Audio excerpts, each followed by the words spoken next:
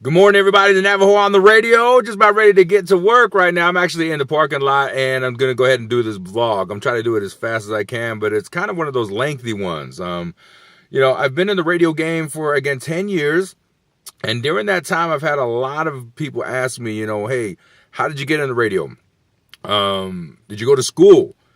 Did you know people that were in radio? I want to be in radio. I want to get into TV. I want to do what you do. How did you do it?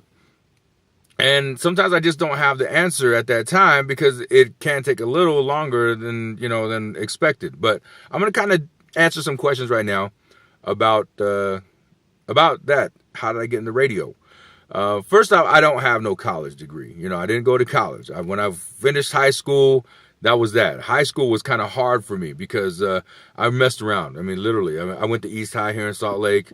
Those citizenship credits. Fellas, you start missing school, and ladies, you start missing school. Those citizenship credits will add up. I moved to the reservation because my mom, she graduated from the University of Utah and got a teaching degree. And she wanted to go teach on the reservation and help out the kids on the res. So I went down there. It was kind of hard because I was a sophomore in high school when she finally told me we were going to move to the res. Yeah, at East High, here in Salt Lake. And then I didn't even think about the res. Like when I thought about the res, I thought about like Shiprock, New Mexico, Tuba City, Arizona. These are kind of like bigger, townships of the res. I moved to Newcomb, New Mexico. Yeah, Newcomb is like halfway between Shiprock and Gallup. Moved there and was there for 2 years. It was really hard because I didn't really know nobody. But eventually, I think my personality just kind of started to grow on people. Even the haters. There were haters out there too, but it's okay. Enough of the hating. While I was down there, though, school was everything. I mean, I was going to school all the time. And the reason why, because that's what it was all about. You're on the reservation and you don't go to school. Well, you better keep yourself busy. I mean, school, you had all your friends there. You had all the girls there. Something was always happening there. So, and then plus, after school, everybody would go home and you're looking at like your friends being 30 miles away. You know what I mean? 20 miles away, and so school was it. School was cool on the reservation. Newcomb High School. Shout out to my fellow graduates from there. Well, I went down there and I started doing MCing for these basketball games down there, for the girls' basketball games. And I got really good at that. And moved back to Salt Lake after I graduated and was still not thinking about school. I did not want to keep going in college. You know what I mean? I was like, man, school's done. I'm done. But I always loved being DJ. I mean, like, I grew up in the 4 elements of hip-hop. You know what I mean? Graffiti writer. I was a B-boy at the beginning.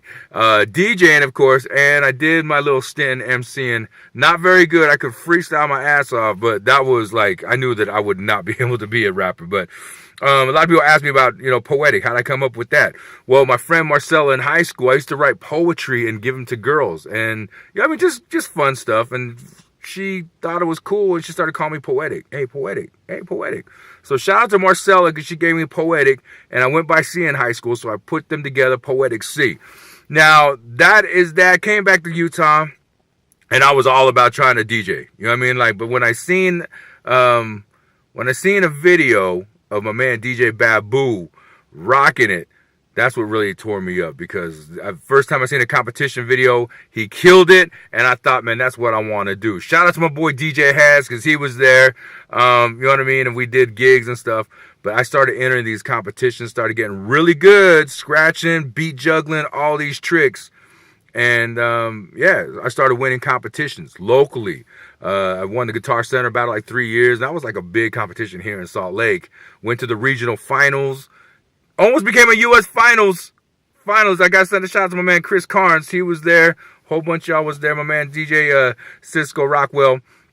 I would battle these guys, and it was a fun time in my life. Went to the DMC, you know what I mean? And which the DMC is like the Olympics of DJing, of battle DJing. So if you make the DMC U.S. finals, you get in the video, and then everybody will get to see you, just like I saw Babu. So I did that.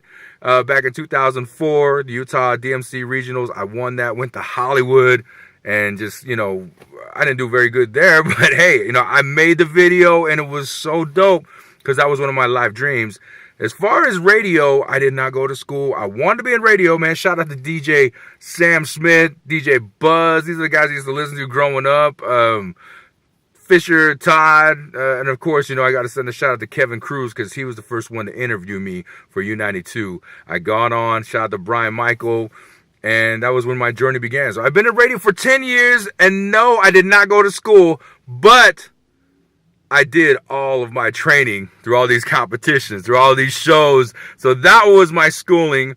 And plus I had, of course, the great support of my ex at the time, my kids, my mother, my father, especially my mother. A big, big influence in my life. I love you, Stella.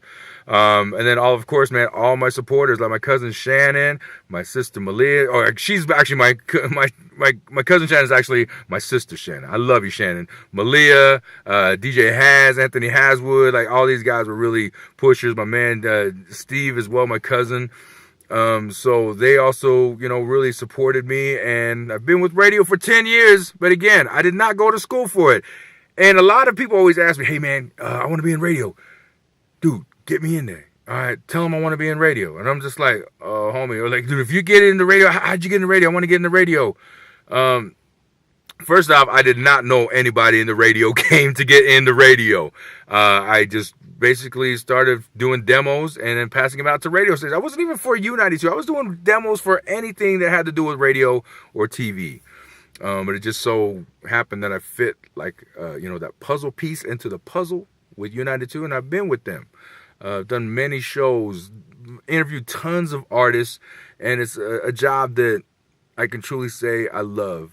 It's not even work when you make money and going to do a job that you don't even think it feels like a job. So very blessed with that. God, Jesus Christ, thank you. And then I did stop doing radio for 2 years though. You know what I mean? But I kept with DJing, doing shows. It was kind of I wouldn't say a dark time in my life. It's kind of like a sad time in my life because I was working. I didn't really care for the job that I was at. But I met my girlfriend, Jenna, and she became a big time supporter. You know what I mean? So Jenna, shout out to you, girl. It's a great thing to have somebody that supports you, somebody that has your back, somebody that loves you. And even when you're not even in the radio game, she was there. And so I didn't meet her through radio. You know what I mean? So she's always been that supporter. You know what I mean? And got back in the radio, and she was right there with me. So I just wanted to say that as well. Publications started coming in, and of course, I could not do any of this without the support of you. You. All you listeners out there, thank you so much. Shout out to DJ Rock Lips, who brought me back into radio, and my man MJ, Pete, all y'all, man. I love you guys. All right. Again, Kevin Cruz, Brian Michael, MJ. You guys have been a great part of my life. About ready to hit the airwaves now. Enjoy your day. It's starting to take about 8 minutes of your life, but hey, I love you. Plus, also, I am an advocate against domestic violence, and I want everybody to remember, whether you're a woman, whether you're a fella, do not lay a hand on your other. All right, it's a good thing. And if you do get into fights verbally, talk it out. Talk it out with one another. That's what love is all about. I mean, sometimes I get into arguments. I can't front. We get in our little squabbles and fights, but you know what? We talk it out, and everything's good. All right. So shout out to all y'all. Shout out to my native supporters as well. Peace and love. 92.5 Poetic de Navajo on the radio. And I'm out.